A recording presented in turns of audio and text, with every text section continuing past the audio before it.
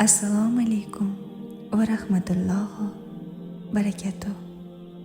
Aziz insonim, sizni va yaqinlaringizni muborak hayit ayyomi bilan chin qalbimdan tabriklayman.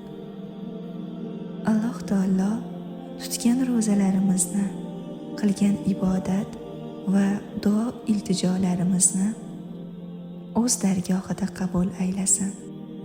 Ey Allohim, bu kunni biz uchun xayrli va barakali qilgin.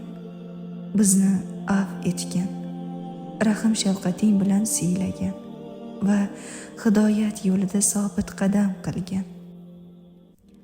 Hayit ayyomi bu qalblar yumshab, ko'ngillar poklanadigan, mehr-oqibat, saxovat va shukronalik tuyg'ulari jo'sh uradigan ulug' kunlardandir. Shu qutlug' ayyom sabab yurtingiz tinch, hayotingiz farovon, qalbingiz esa iymon nuri bilan nurafshon bo'lsin. Alloh har bir yurakdagi ezgu niyatlarni ro'yobga chiqarsin.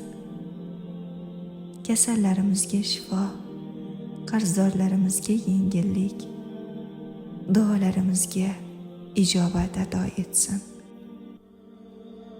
Hayit ayyomingiz muborak bo'lsin. Har yilingiz xayr, baraka ila o'tsin.